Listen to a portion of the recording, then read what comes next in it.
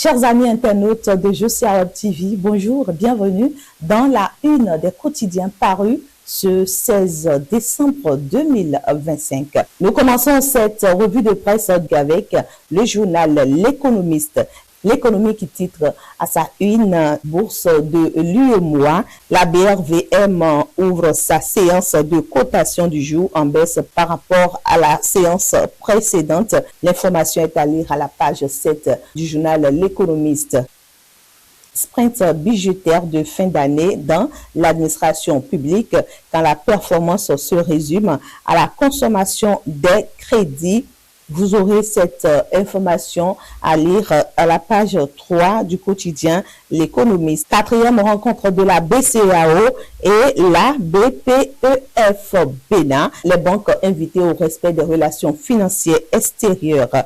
Nous avons également à la une de L'Économiste, lutte contre le terrorisme, la CEDEAO qui alloue 7,5 milliards de francs CFA au Bénin et à 4 autres pays en situation d'insécurité. La décision est issue de leur séance tenue à Abuja, la 68e session ordinaire des chefs d'État et de gouvernement de la CEDEAO. Et pour finir avec L'Économiste, le Nigeria capte près de la moitié des exportations béninoises avec 45,8% des exportations béninoises dans la région ouest africaine. Information à lire à la page 4 du quotidien du journal L'Économiste. Nous passons à la une du journal L'Œil du Bénin. Présentation des candidats FCBE au communal 2026 à Natitengu. Hyacinthe Nata sonne une grande mobilisation pour la victoire des Corées. Élection communale toujours, mais cette fois-ci à Djougou 2. Les sages et notables apportent leur soutien aux candidats. Et puis à Parakou, Véronique Djossa mobilise la jeunesse féminine autour de la candidature de Faridazou Zakari Traoré. Les informations sont à lire. Le journal L'Œil du Bénin. Nous allons à présent parler de la une du quotidien Le Matinal. Le quotidien Le Matinal affiche à sa une tentative de coup d'État au Bénin, une trentaine de présumés mutins présentés à la criette hier. Des troublantes révélations sont en perspective, nous apprend donc Le Matinal de ce jour. Et parlant du développement du numérique, 40 jeunes filles sont formées en cybercriminalité. Information à lire à la page 11 du quotidien Le Matinal. Présenté à la criette après son interpellation dimanche dernier, Chabi Yahi, libéré et placé sous convocation. Il doit répondre le 18 décembre prochain. Nous informe les 4 vérités qu'il affiche à sa une. François Baudot concrétise une promesse faite au CEG d'Ogbo avec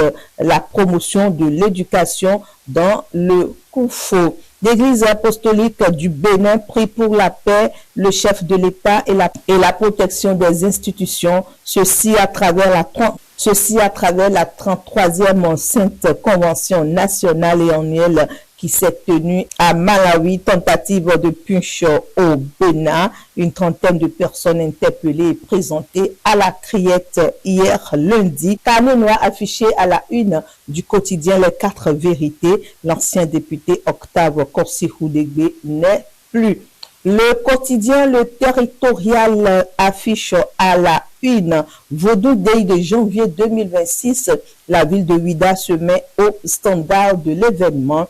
Et quelques jours après le putsch déjoué, la première dame fait son apparition publique à Cotonou. Une attitude de quiétude et de résilience, nous indique le quotidien Le Territorial. Promotion de la marque pays, le Bénin recherche des créateurs pour ses godis officiels. Et pour finir avec Le Territorial, tentative de déstabilisation du Bénin, Claude Balogun appelle les Béninois à la cohésion sociale et à la vigilance. Il invite les acteurs culturels à un engagement citoyen.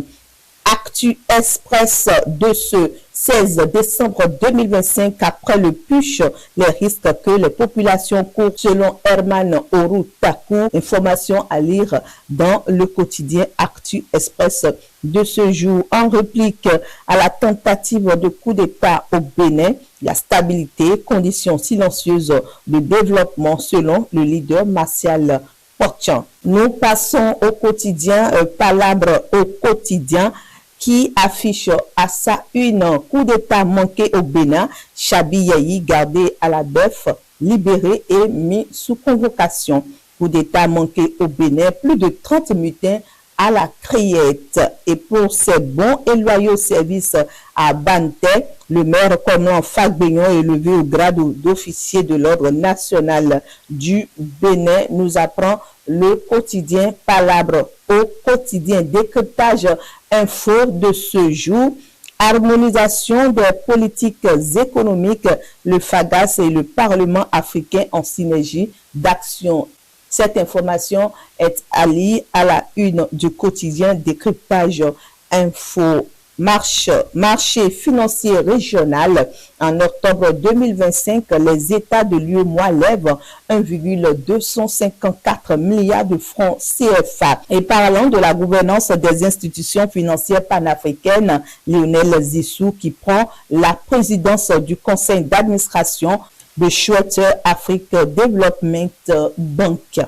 Basile Tibozo, élevé au rang d'artisan de paix par la palme cardinal Gantin, c'est une distinction honorifique pour le journalisme responsable au Bénin. L'information est alliée à la page 6 du quotidien Décryptage info. Le grand jury de ce jour nous apprend que le quartier Ladi retrouve modernité, mobilité et salubrité après les travaux. Ceci au détour du programme d'assainissement pluvial de Cotonou et tentative de coup d'État déjoué du 7 décembre dernier.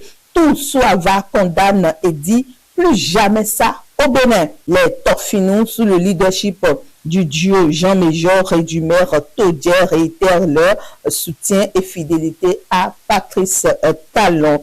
10e anniversaire de l'amicale des anciens élèves du CG Entente ce dimanche. Samuel Akindes de l'Union progressiste honore de sa présence l'événement. Il renforce son image d'homme de social proche des siens dans le 12e arrondissement. Le Béninois libéré de ce jour nous apprend qu'au détour du coup d'État, Chabi Yayi est libéré et convoqué pour le 18 prochain, un mandat de dépôt pour 25 militaires. Le général Gbian clôture la mission avec un appel à l'unité, ceci au détour de l'investiture dans la Liborie et le Borgou. Toujours à la une du quotidien Le Béninois libéré, il affiche que les 77 maires du Bénin reçoivent des décorations nationales. Ils sont donc inscrits dans l'ordre national du Bénin. Et le sommet de Abuja, les coups d'État interdits dans l'espace CEDEAO, c'est ce qui découle donc de ce sommet. Une aide financière d'urgence pour le Bénin contre le terrorisme est allouée. Le quotidien L'Informateur affiche à sa une animation de la vie politique des partis politiques en sursis. Environ 30 personnes devant la criette après le push manqué du 7 décembre dernier. Le quotidien L'Informateur lutte contre le terrorisme. Le Bénin et 4 autres pays bénéficient de l'appui de la CEDEAO. Carnet noir affiché à la une de ce quotidien. Octave Roudegbe n'est plus. Le journal Le Pays émergent de ce jour affiche à sa une Cannes 2025, voyage des Béninois au Maroc. La diaspora béninoise d'Abidjan fulmine Benoît Dato sans un feu nourri. Le quotidien Le Potentiel paru ce jour nous parle de l'infrastructure éducative dans le Koufo. CG2 Dogbo, le philanthrope François Baudot change le cadre scolaire de ce lieu de savoir. L'information est affichée à la une du quotidien Le Potentiel. Et puis, affaire de putsch manqué, une vingtaine de militaires, dont plusieurs capitaines inculpés après leur déferment à la criette des mandats de dépôt. Plusieurs officiers concernés par les poursuites. Nous parlons à présent de l'UPR des USA qui dénonce une atteinte grave à la légalité républicaine. Après sa libération, Chabi Yahi est convoqué pour le 18 décembre prochain. Dr Isidore Rouedor du bloc républicain et ses pairs au service du développement nous informent. Le quotidien, le potentiel. Mesdames et messieurs, merci de nous avoir suivis. À bientôt.